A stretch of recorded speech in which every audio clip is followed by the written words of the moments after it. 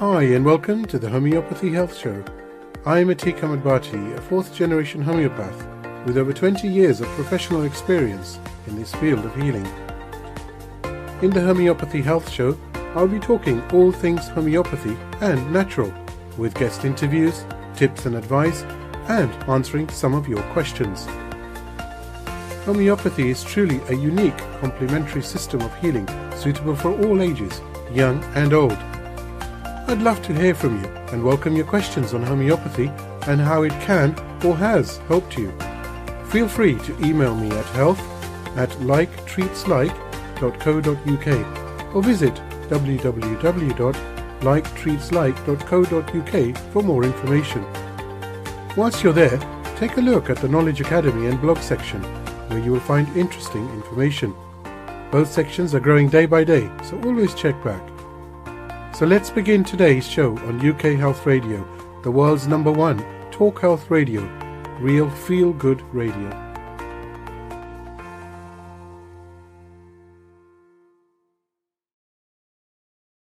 Hello and welcome to the Homeopathy Health Podcast. I do hope you're well and sincerely hope you've had a pleasant week. Now, in today's podcast, I'm delighted, and I really am truly delighted to be joined by Hilery Dorrian. Hilery is an internationally acclaimed homeopath and has been in practice for over 30 years now, and is also a senior lecturer at the CHE, which is the Centre for Homeopathic Education. Now, only a few weeks ago, Marcus Fernandez, who is the founder and principal of the CHE, was on the podcast talking all things homeopathy, and I must thank him for connecting Hilery and myself. Hilery was the co-founder of Barefoot Botanicals and is the co-founder of SkinGenius, which we will talk about later on today. I'm very much looking forward to that, actually. Hilery, thank you for coming on today's Homeopathy Health Podcast. It's a real delight. Thank you. It's a pleasure to be here.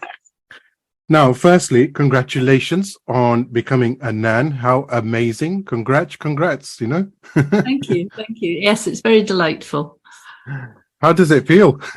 It feels great, actually. You know, I knew I would love it, but you know, when you first see that little baby, your heart just melts. He's an absolute delight, and so far really enjoying it. Yes. Brilliant, and may that enjoyment continue for many, many, many years. Hilery, the first question that I always ask my guests coming on the podcast is really very much to do with the journey that they've had into homeopathy. And I do know that in the early 80s, you did actually qualify as an acupuncturist. That's right. And then as history goes, you were, of course, led to homeopathy. So do tell this journey. Okay. Well, I actually was at university in Dundee studying something completely different, which was social sciences. And I attended a lecture. It was about about acupuncture. And it was about acupuncture analgesia. And it just caught my imagination. I'd always been interested in nature, in healing. And I decided I would like to see if it was possible to study acupuncture anywhere. This was 1978, probably. It was the days before we had the internet, so you could easily find colleges. I did manage to find a place in Leamington Spa, and I wrote and I asked for a place, and they wrote back and said they could offer me a place for the following year. So I left university, I went travelling, I came back and I took my place at the college in Leamington Spa. And that would have been in late 1978. Early 1979. And I studied acupuncture there for 3 years, and I graduated as an acupuncturist in 82. And I started my practice up in Red Hill. And you know, the Chinese medicine is wonderful, and the philosophy and the depth and the age of it is quite mind-boggling. But I realized as I was practicing that it was hard to treat children because the pressure doesn't really work as well, and usually they don't really like needles. You also can't really treat acute problems that easily. So I got into homeopathy just really initially as a sort of support for my work as an acupuncturist. And I went to college in London. But it wasn't long before I fell totally in love with homeopathy. And really, after qualifying as a homeopath, that really has been my life's work. I continue to work doing some acupuncture for a little while, but gradually, homeopathy just took over. The only thing I do nowadays with relation to that is that I often lecture on the correspondences between TCM and homeopathy, because that's quite fascinating. There's a lot that we can learn about a question, for instance, that in TCM, they have it down to the minutiae, is where does our vital force come from? Where does that chi energy come from? Which any acupuncturist will be able to tell you. I sometimes enjoy lecturing on the correspondences, and that's always very popular. But nowadays, I am a homeopath, first and foremost. You know, I'm going to have to ask you, of course, though, for everyone's benefit, that as far as TCM is concerned, what is the thinking as far as where does the vital force come from, or where does it reside, what it's about? Okay, well, in TCM, the vital force, or the chi energy, comes essentially from two main sources. One is the food that you eat, that's called gu chi, and one is from the air that you breathe, and they combine together in the chest to form chi. There's one addition from the kidneys, where what you might call ancestral chi. In homeopathy, it's kind of probably a little bit more akin to the miasmatic influence. And so the ancestral chi or essence comes in and mingles, and then that forms true chi. And so in Oriental medicine, a lot more focus is put on the diet and on breathing, whether it's Tai Chi, whether, breathing exercises, those two things are seen as very important, because they are where we get our replenishable chi from. And the non-replenishable chi comes from our parents. It's very similar, isn't it, of course, to homeopathy and possibly many other healing modalities out there, which is always nice, because it also shows you a journey.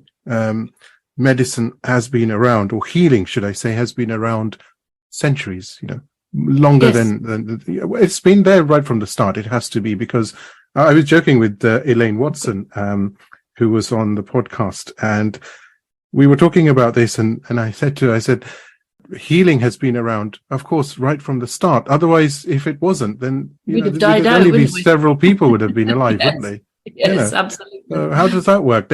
Surely their immune systems could not have been stronger than ours, Although that does actually raise another question. But anyway, we won't go into that. Yes.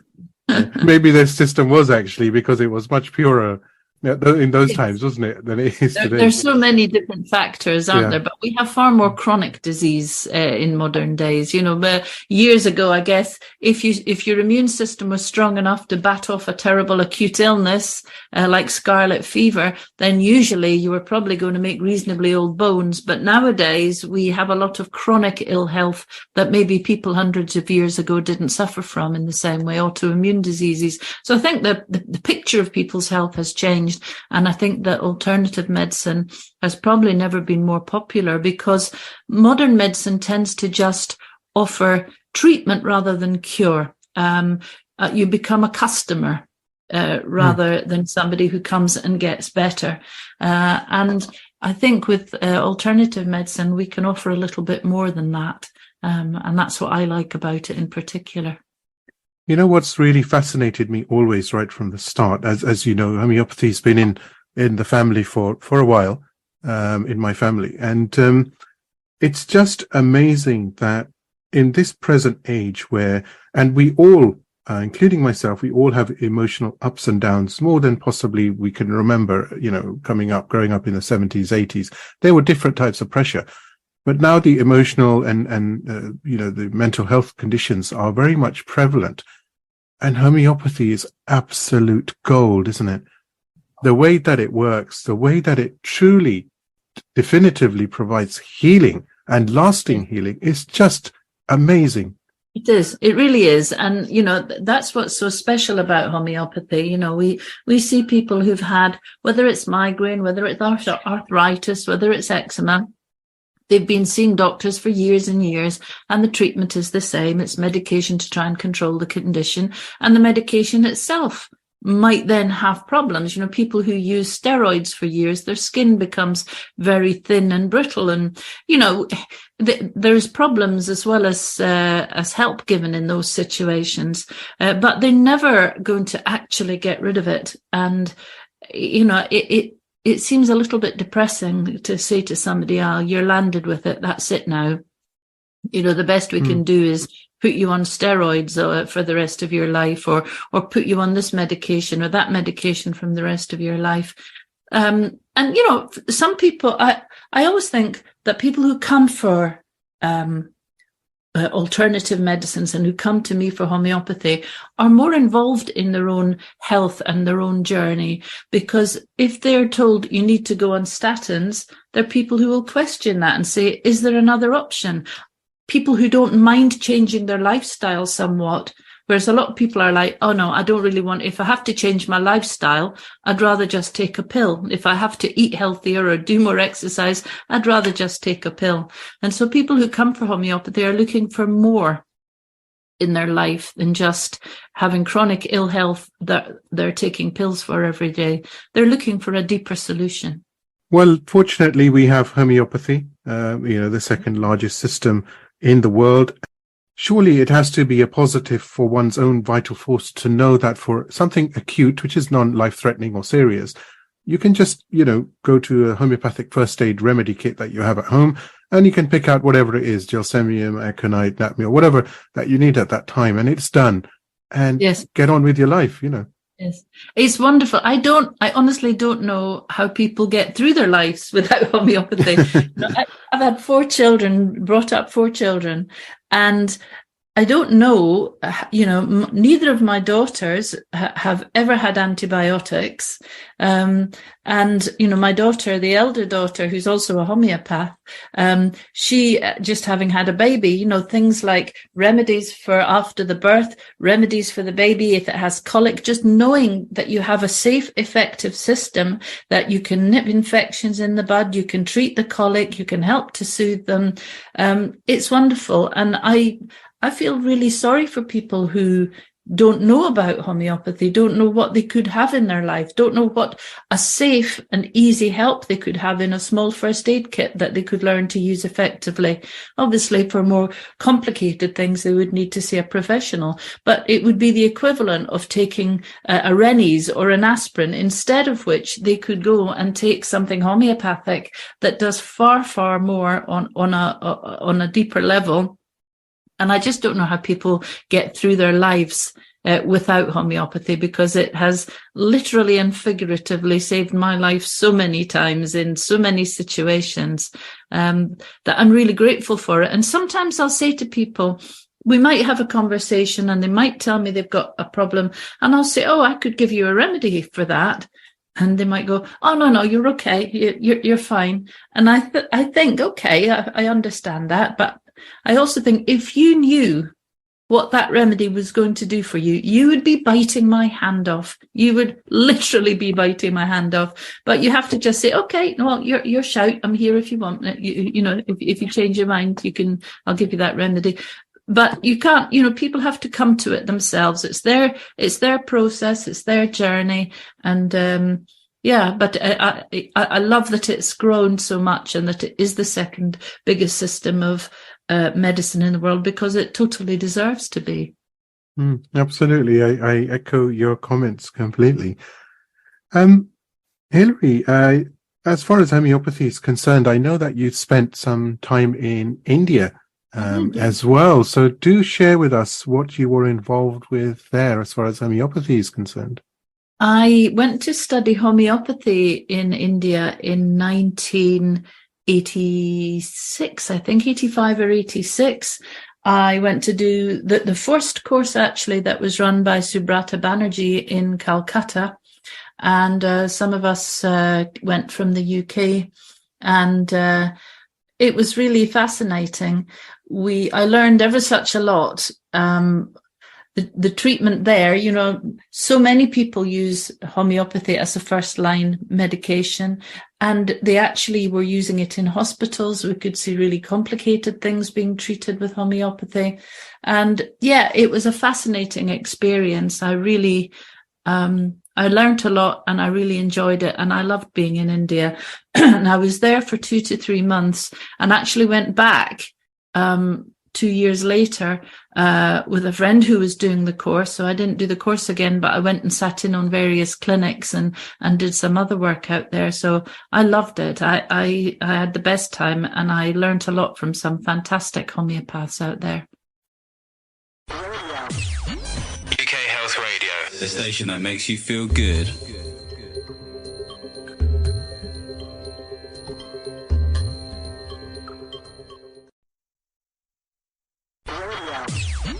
UK Health Radio, the station that makes you feel good.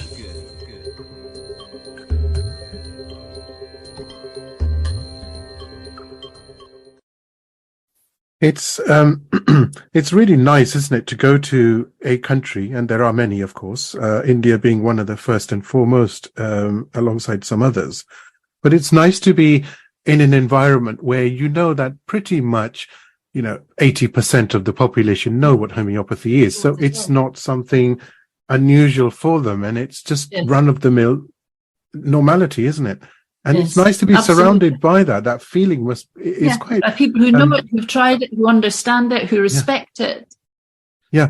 And there's never raised eyebrows. It's like, do you know the nearest shop that sells, I don't know, arnica or Heppaself? And it's, there's this, this, and this. And you go in and there's various products. It's great, isn't it? It's great. It is. It's great. And people are so open and so accepting, whereas, whilst there's quite a proportion of the population who are really into it, quite often you're looked upon as some mad hippie tree hugger if you say that you're a homeopath, and no respect is afforded to you at all. And this is the same thing. You get that from your patients, you get it from your students, you get it from the people that you help, but you never get it from society at large.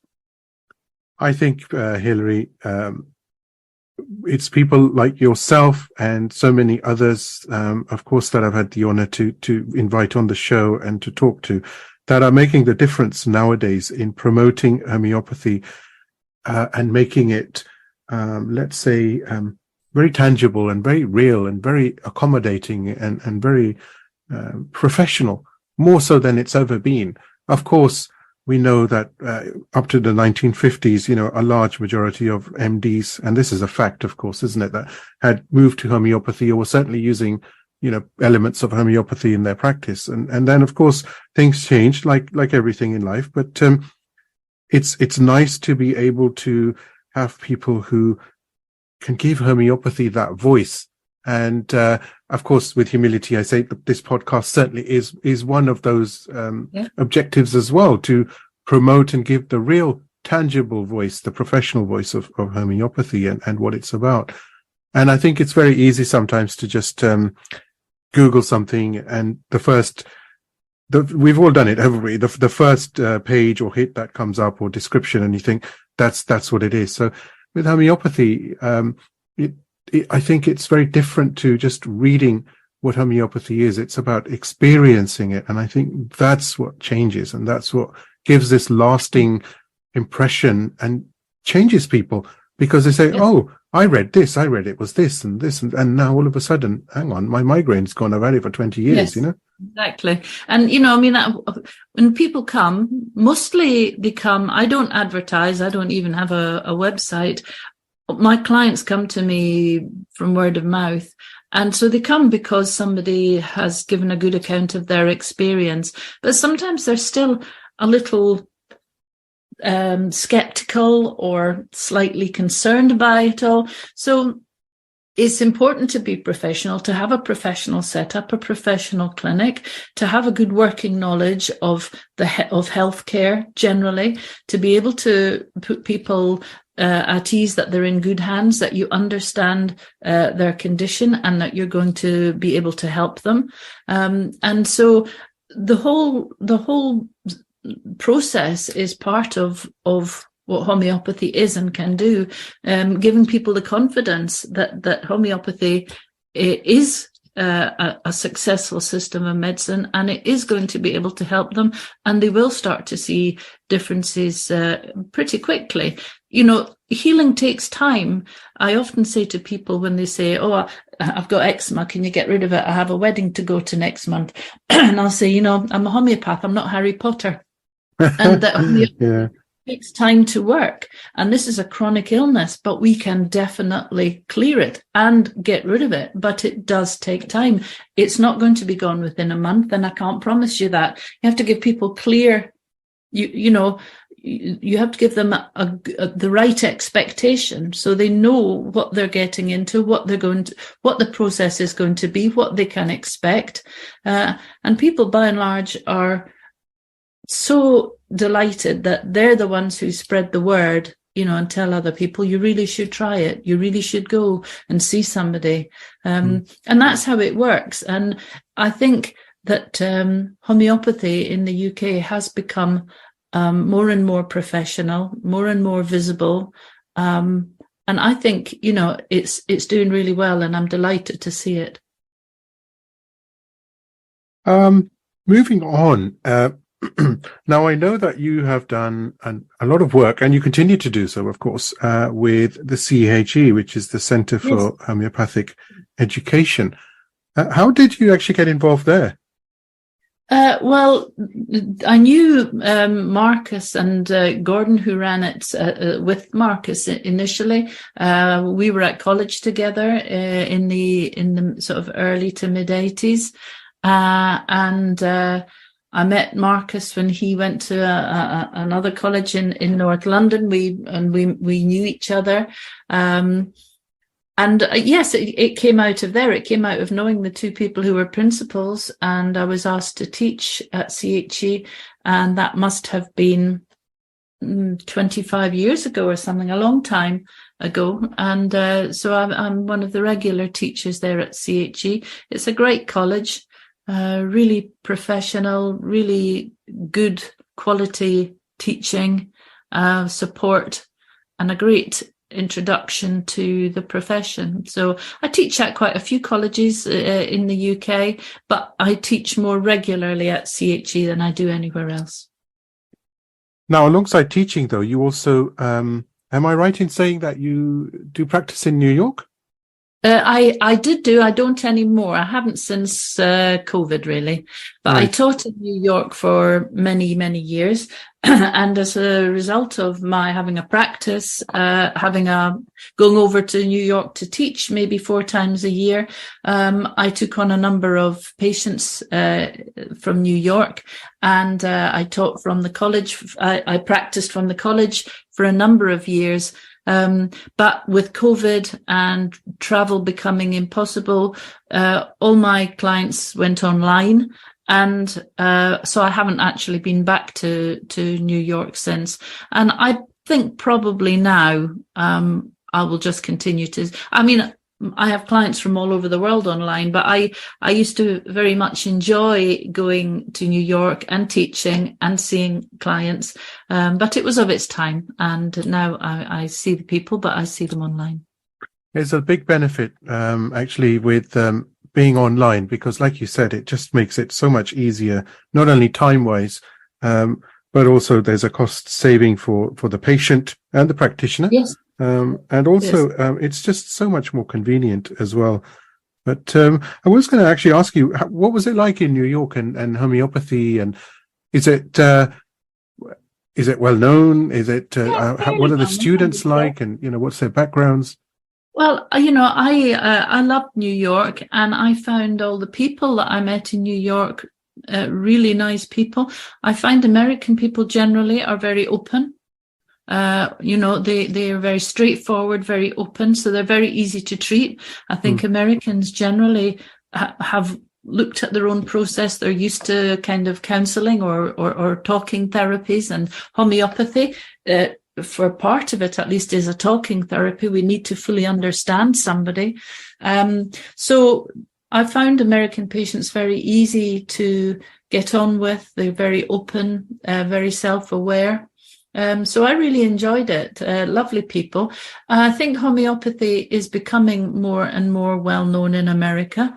For most states, there is a fairly thriving homeopathic community. And again, I think that it's going to grow because it's safe, because it's effective, and because people are sometimes tired of not getting to the bottom of what's going on for them and just skimming the surface. But ultimately, I think the reason homeopathy is growing is because people are looking for a little bit more and seeing that it perhaps is achievable and coming to see homeopaths. And I think that's happening all over the world, including the States. I find personally now that it's very much, the complementary, and integrative route.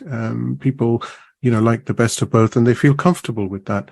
And that's also a very, very positive, because you're working, you could technically say synergistically. Sometimes if someone, God forbid, has got something that requires, let's say, eczema, and they've had a flare-up skin condition, and sometimes you need steroids to keep it under control to prevent an infection. It's not sensible to say, Absolutely. Any other system will be fine and stop what you're using. It's like another example is asthma. If you have asthma and you have an asthma inhaler, that's life-saving, It would be dangerous for any homeopath to stop a patient's medication in that way without clear support. With somebody with asthma, we get them to go back to their GP with peak flow charts to show whether their peak flows are how they're doing, whether their peak flow is improving enormously, so that the GP can say, we'll take 2 puffs in the morning, just 1 puff in the evening, as you're not so bad then, and see, let's have a look at it again in another 4 months. And, it has to be overseen. But mostly GPs are quite happy to do that, by and large. And with people with steroids, it isn't good for them to just suddenly stop their steroids, because they will get a rebound, which will be so unpleasant and so uncomfortable for them that they're going to just completely stop having homeopathy, and that's it, we'll have lost them. So Absolutely. We have to just very slowly withdraw as is appropriate. So no, I think that's sometimes a misunderstanding, that if you go to see a homeopath, you can't take any other medications. Simply not true. Our remedies work on a completely different non-chemical level. And so there's no contraindication with homeopathy and orthodox medication. And so they can be run together for a good length of time before the GP might say, look, let's start cutting that medication down because you're doing really well. That's brilliant, isn't it, though? It's very reassuring for the patient as well. And reassuring for the practitioner as well. Yes. It's a journey, isn't it? Like you said, homeopathy's a journey, and it's very much it's also a mental and emotional journey as well, because healing involves peace of mind, doesn't it? At the end, the light at the end of the tunnel. And you quite rightly said, of course, a lot is to do with therapy. To talk, yes. I've found that just by having a happy conversation with the patient, laughing, joking, and also not taking things too seriously for the sake of the patient, it helps 50% of the condition itself, and the patient feels comfortable and relaxed, and that's just nice, isn't it? It's enjoyable as well as nice, and I think that is important because people feel heard. And in a busy world like we have today, when people have problems, people don't always have time to listen to them. And, there's a lot of people talk about, it's placebo effect. I said, well, what is placebo effect? One, I know it's not placebo effect because homeopathy works on babies, it works on animals. So I know beyond a shadow of a doubt that it isn't a placebo effect, but it would be disingenuous to think that there is never any placebo effect, or that placebo effect doesn't actually add a little bit to what we do, because we listen, because we understand, because we lighten the load for people. as well as giving them the similimum in the form of a homeopathic remedy. But it definitely is not all placebo. I think placebo is a bit, it sounds a bit, been given us a bit of a dirty word, but actually placebo just is something that encourages a little bit of self-healing in a way. So I'm all for it. If a placebo works as well as a drug in a trial, you've got to say, well, that's pretty powerful medicine in itself. But homeopathy works way beyond placebo effect, reproducible. Sometimes people say there's no science behind homeopathy, and there is. There are hundreds and hundreds of peer-reviewed scientific studies that show that homeopathy works way beyond placebo. But certainly the conversation is definitely part of the process. UK Health Radio, the station that makes you feel good.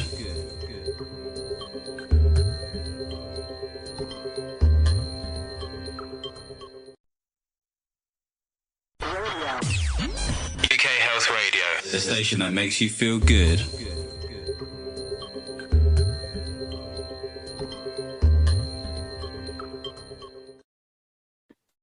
Jokingly, I was on a radio interview last week, and they asked me to come on to talk about homeopathy.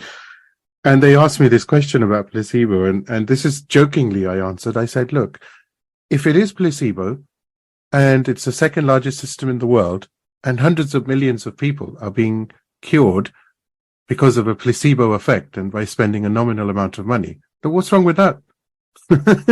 Yes. I mean, there is something. I say that jokingly, of course, but what's wrong with that? Yes, I know, but it's a question to be had. It's a question to be had about the essential nature of what triggers healing. It's interesting, isn't it? It is. It's always the same questions as well. I've noticed it's always the same questions. How does it work? Are there any side effects? It's always the same 4 or 5 questions actually remain. Why isn't there enough research? But hey, here we go. We live and learn. Now, moving on, I was going to ask you, because you've got over 30 years of experience now, and again, like we mentioned, you did practice in New York, and now it's very much online, but you practice here in the UK as well. What conditions do you encounter more frequently? If you could sort of, give an idea of that.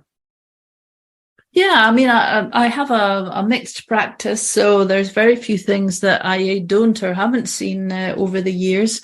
But I would say that I see a lot of skin problems. I treat a lot of eczema, a lot of psoriasis. I treat a lot of arthritis too, and I treat quite a lot of endocrine dysfunction. Those are probably the things that I see most of. But I see a good wide selection, as your average GP would see, from people who have migraines, people who have hormonal disruptions, really a pretty good selection of things. But I do see a lot of skin complaints. That's something that has always been quite dear to my heart. And increasingly now I see a lot of patients with mental emotional problems, from depression, anxiety, OCD. But it's what keeps it interesting. You never know what's going to come through the door. And what's nice is that whatever comes through the door, you're going to be able to help. Well, what's your insight into the why eczema or any skin condition, eczema, psoriasis, and others, and also mental health conditions have become so prominent nowadays? Is it only because people are able to talk about it more and feel more comfortable with that subject matter, like, for example, mental health? Or is it to do with excess toxicity when it comes to skin conditions, or the environment we live in? I think not enough research is done into why people's health generally, in terms of chronic diseases, is declining. And so it's a very hard question to answer. My own belief is that it is down to modern living, and modern living means excess toxicity, pesticides, fertilizers, petrochemicals, electromagnetic frequencies, poor diet. There are so many possible factors that it's very hard to point the finger at just one of them. You know, there are many, but I think it's part of modern life. And definitely I think that toxicity must play a part in it. But I think that's an area that more research really needs to be looked at as to what things are actively involved in increasing the number of children. It's something like 1 in 4 children now has eczema. When I was young, a long time ago now, but I remember we had a girl in my class with asthma. My sister was 2 years above me. My friend was a year below me. They didn't have a girl in their class with asthma. I had one girl in my class. In fact, I think she was likely the only girl back then in the school. Now, when my children went to school, and it's probably much worse since then, if they had an inhaler, which they didn't, but friends whose kids had inhalers, they were labelled and put in the drawer with the other inhalers. You know, there was so many children who needed inhalers. So something from my childhood to my children's childhood, and from my children's childhood to my grandsons, it's not going the right way. You know, people may be arguably living slightly longer, but they're sicker. You know, longevity isn't the only benchmark. Enjoyment of life, you know, the Alzheimer's has gone through the roof, diabetes has gone through the roof, eczema, all manner of autoimmune diseases, Parkinson's disease. These are things that have been on the increase way beyond what could be explained by an older population. And it needs to be looked at as a matter of urgency, in my opinion. And we do our best with homeopathy to help people who are suffering from the ill effects of modern life and toxicity and chronic disease. And we do a pretty marvellous job in a pretty unequal arena out there at the moment. I do agree with you. It's definitely the toxicity, because of just because it is what it is, isn't it? You know, chemicals, pesticides, insecticides, airborne pollutants, and modern living, side effect of modern times and modern living, isn't it? I mean, just having this podcast, like I've said to other guests as well, how much electronics are we surrounded by? How many frequencies? The screen, the mic, the webcam, the mobile phone on my left, and same for yourself, of course. And of course, it doesn't help because from a cellular point of view, the cells are bombarded with different frequencies, and they can't remain stable, can they? There's always going to be some sort of offshoot, isn't it, of symptoms? Yes, absolutely.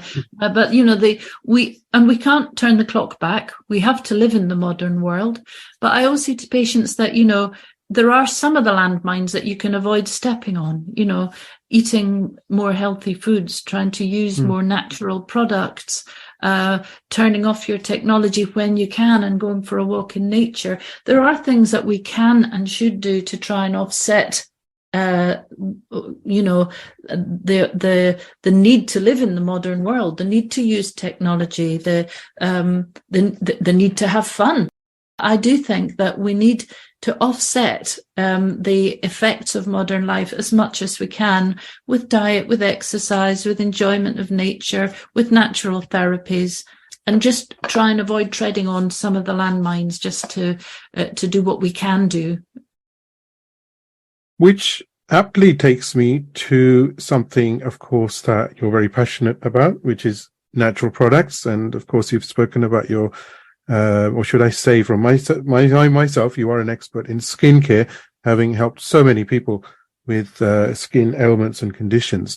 But it leads me on to your skincare products, and specifically, you founding something called SkinGenius. Yeah. So do share about SkinGenius, how that came about, and what's involved, and perhaps give us an idea of the products and what they do. Yeah, of course. Well, I started years ago treating eczema and psoriasis and saying it would be helpful if you could find a natural cream that doesn't have petrochemicals in and doesn't have artificial preservatives in. because these things are not good for you and they're not good for your skin. And if you can find something natural, and people would come back and they'd say they couldn't, what could they use? This was years ago when we started Barefoot Botanicals, maybe nearly 30 years ago now. And so we decided to plug that hole in the market and make a natural skincare cream. And so we did. We sold the Barefoot Botanicals company many years ago.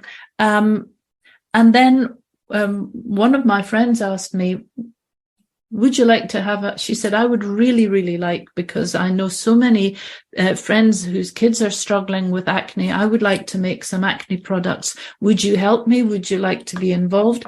And out of that grew SkinGenius. So SkinGenius is the company that I am involved with now. We have products for acne and products for eczema and psoriasis. We have products for acne that are moisturizers, facial wash and treatment gel. And we have eczema cream and oil for helping to moisturize the skin, which are full of natural, nourishing ingredients, no nasty toxins.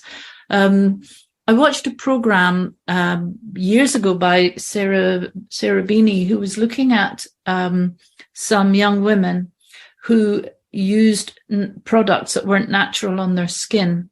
And in particular, they were looking at one preservative and looking at the blood levels of them.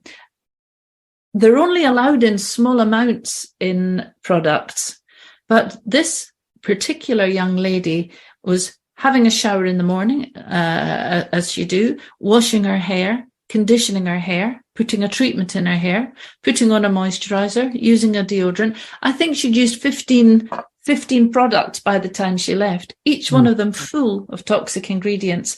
So we just wanted to try and make products that people could be confident in using, that weren't going to build up in their bloodstream, that weren't going to cause them problems, and that were actually going to benefit their skin and would complement any treatment that they had homeopathically. And that's really what it came out of.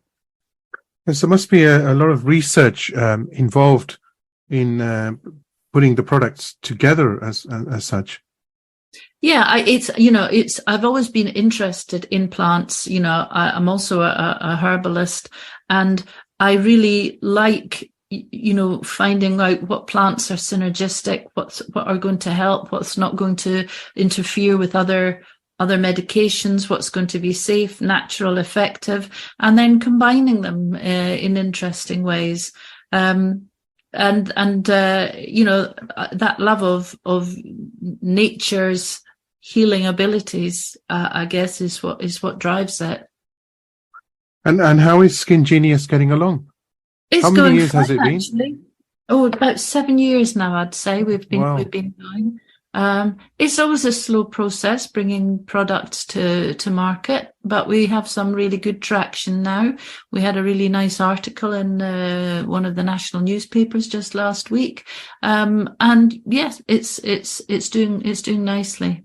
That's really rewarding to know, and I'm quite sure with your background, with your passion and compassion, I think it's going to be hugely successful going forward. It's going to continue to accelerate as far as growth, and ultimately, more important than all of that, to help, Yes, to help those who are suffering and who have such conditions. It's just nice to know, and this actually takes me back to the start of the conversation and the objective of this podcast, that anyone interested in natural products, now they've heard you, Hilery. They've heard you talk about SkinGenius, for example. They've heard you talk about your helping patients with skin conditions. So it gives that real tangible feel, and then it creates a trust, because then you actually know directly, oh, I heard Hilery on the podcast, or I heard such and such on a podcast, and they were talking about these products, and let me try and find out a bit more, because my son or my daughter or whoever is suffering from this condition or that condition. And that's a plus point, isn't it? It's nice. Oh yeah, absolutely, certainly. Now, time for a bit of fun. It may be fun, it may not be. Let's see. But I have some questions for you. Now, I've already asked you how it is to be a nan, so thank you very much for answering that. But do you have, Hilery, any favorite book or books? And if it's several, then you're allowed 3. Okay, I would say I do have some favourite books. My day-to-day work books are the late departed and very much missed Robin Murphy's Materia Medica and Repertory. They're the basic tools of my trade. Books that I enjoy outside of the daily books of my trade. I love Lou Klein's books. Lou Klein is a great American homeopath, and he has a great book called Clinical Focus. And another Australian author that I really like is Philip Bailey. And he has a wonderful book on the psychological profiles of homeopathic remedies. So those are probably 2 of my favourites. Right. I know that Louis Klein has a new book, which you'll probably see over here. Yes, the one for neurodegenerative Alzheimer's and that's a very nice and emerging book, isn't it? He's great. The first book of his that I read, the Clinical Focus, taught me a lot about a couple of remedies that I hadn't ever used before, and I found that everything he says about them I see in practice. They are, you can depend on the information. And that's what's really important when you're reading books, that they come from somebody's experience, like Philip Bailey. They come from his busy practice, and they're information that you can hang your hat on. You can rely on it. You can use it for your patients. And I think that, for myself as a teacher, it's something that's really important, that the information is authentic and usable and clear. And those books certainly fit all of that. And the next question, favorite remedy or remedies? I know this is a really tough one because, it doesn't actually work that way, does it? But surely you must have. It doesn't really, but yeah, I guess there's always remedies that you think, if I could only ever have one remedy,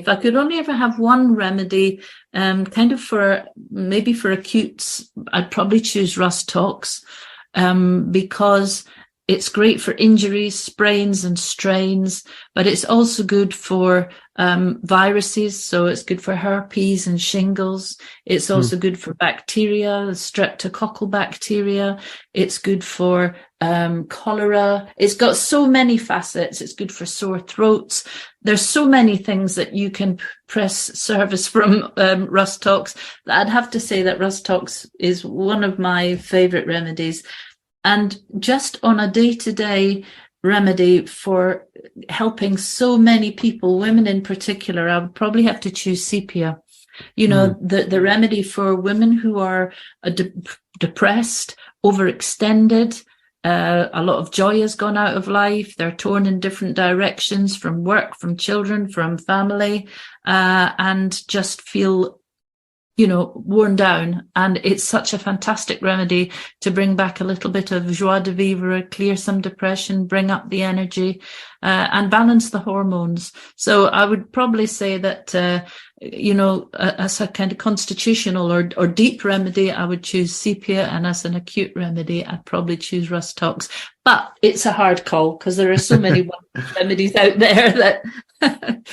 It's they're both wonderful choices, and I agree with you as far as sepia is concerned. It's so timely, isn't it?